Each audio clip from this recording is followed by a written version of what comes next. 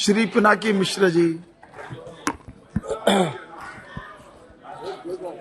Thank you, Honorable Chairperson, for giving me the opportunity to speak on behalf of my leader, Shri Naveen Patnaik ji, and the Biju Janata Dal on this no confidence motion that has been brought by the Congress party today. Mr. Chairman, it goes without saying that the foundation of the Biju Janata Dal is anti-Congressism. We were born on the 25th of December 1997 on the basis of opposing the Congress party's corrupt rule in Odisha at that point of time. The late Biju Patnaik, on whose name the Biju Janata Dal is named, started his life as a congressman, but like many of us, got eventually disillusioned with the Congress party, left the Congress party and became a beacon of opposition politics, of Janta politics, and that's how the Biju Janata Dal was formed. So therefore, any motion brought by the Congress party, it goes without saying, is out of question for the Biju Janata Dal to support. So therefore, at the threshold, let me make it clear that we oppose this motion because of the fact that it's been brought by the Congress party to this House. But there are many other compelling reasons, and I will tell this House, Mr. Chairman, about why the Biju Janata Dal feels that this is a misplaced motion, totally out of place at this point in time, to be brought to this House. Mr. Naveen Patnaik is now in his 5th term as Chief Minister of Odisha consecutively. He is now the 2nd longest serving Chief Minister in the country. He has just crossed late Shri Jyoti Basu's tenure in West Bengal. He is now only behind Mr. Pawan Chamling in Sikkim. And next year in August 2024, by the grace of Lord Jagannath, when he is elected for the 6th time as Chief Minister, he will cross Mr. Pawan Chamling's tenure and become the longest serving Chief Minister ever in the history of India. And I am very glad to say, my heart is gladdened that somebody like Shri Amit Shah ji was in Bhubaneswar on Saturday in the presence of many of our distinguished colleagues here. Aparajita Sarangi ji was there as well, I think, our Honorable Bhubaneswar MP. Shri Shah very graciously said that it is without doubt that Mr. Naveen Patnaik is India's most popular Chief Minister. These were Mr. Amit Shah's own words. And he also praised Mr. Patnaik for the cooperative federalism and the constructive cooperation with the centre that he has demonstrated in his last 24 years as Chief Minister. He doesn't believe in needlessly picking quarrels with the central government. It doesn't pay. We are a regional party. In the kind of fiscal architecture our constitution has provided, it is impossible to continuously bicker and fight with the central government and survive as a model fiscal state as Odisha is today. Particularly if you are needlessly, constantly heckling the central government, because that doesn't obtain to the interests of the people of the state. This is Mr. Patnaik's firm view. He believes that, yes, party politics has its place. There is no question. And that's why I said the other day when I was speaking on the Delhi bill, the BJP is our principal opposition party in the state and we fight them tooth and nail when elections are concerned. But once elections are over, then that should be the end of party politics. Then governance kicks in. And for governance to kick in, you have to rise above partisan party politics and work in partnership with constructive cooperation in a federal structure. That's what Mr. Patnaik has always believed in, and that's what Amit Shah ji, in fact, said, that this is the reason that I appreciate Mr. Patnaik's role as Chief Minister. I cannot support a no confidence motion against a central government today, even though we are against the BJP as a political party. But a central government which may not have given us our entire wish list. No central government ever can give every state government's entire wish list. I recognize that fact. There are fiscal constraints where resources are in short supply, and therefore it's not possible for every central government to give in to every state government demand. But in terms of rise in coal production, in terms of mineral royalty revision, which has long been Odisha's just demand, in terms of the removal of an export tax on iron ore and manganese ore, which was vital for Odisha's fiscal management. In terms of, the other day there was a bill for exploration of offshore minerals, which has long been our demand. In terms of, in my constituency, a Puri International Airport, which has again long been a dream of the people of Puri. Now that is well underway. Yesterday, Mr. Sindhya very kindly said in the House that it is virtually in the last stages of completion of plans, and therefore construction should start very soon. In terms of the Puri Heritage, Jagannath Puri Heritage Corridor, which was opposed by some of my distinguished colleagues, I shall not name them, but which the central government ensured the ASI gave permission for it. So I am grateful, therefore, for many things that the central government has done for Odisha, which is why, in any case, I am unable to persuade myself on behalf of my party and my leader to support a no-confidence motion today, which has been brought by the Congress party. Let me now come to the merits of this particular no-confidence motion that they have allegedly brought on one count alone, that is to bring the Prime Minister to the House. That seems to be the reason why this no-confidence has been moved, that the Prime Minister should be brought to this House. He is avoiding the House and avoiding speaking on Manipur. Mr. Chairman, I have always believed that the Congress party is adept at snatching defeat from the jaws of victory. They are also very adept at cutting their nose to spite their face. And I say this advisedly. They know every time the Prime Minister has got up to speak on the floor of this House, and I think his worst political adversaries will recognize the fact that he's a peerless orator. There is no question. I don't think there is an orator today in India who matches him. There's no question. Everybody recognizes that fact. So every time he gets up on the floor of the House, he puts the Congress party through the shredder. I mean, they actually go through a shredding machine. So I cannot understand why they should cut their nose to spite their face, ask him to come to the House and put them through the shredder, as I have no doubt he will when he replies on Thursday. So this defies common sense, it defies logic, it defies political sense. I believe that there are other arguments that would have been more persuasive. The people of this country will decide if the Prime Minister has chosen not to speak, whether that was right or that was wrong. It's for the people to decide. And you have to take that case to the people. You don't bring a no confidence which is doomed to fail in any case. At the threshold, you know your no confidence is doomed to fail.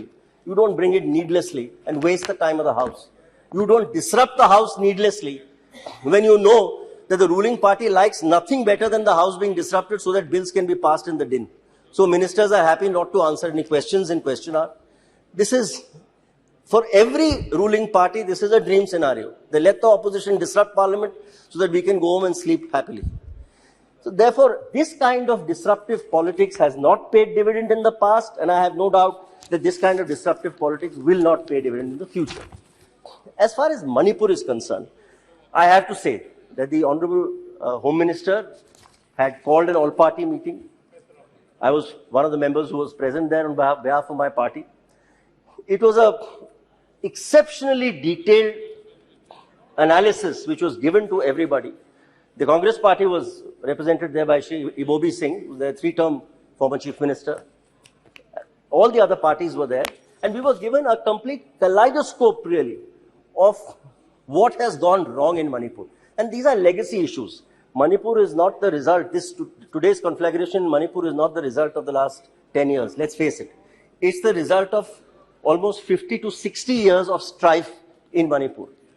The fact of the matter is that this entire issue has boiled over, not now, it has boiled over 3 or 4 times in a major way through the 80s and the 90s. This was somehow capped until, very unfortunately, the Manipur High Court in a PIL suddenly woke up one fine morning.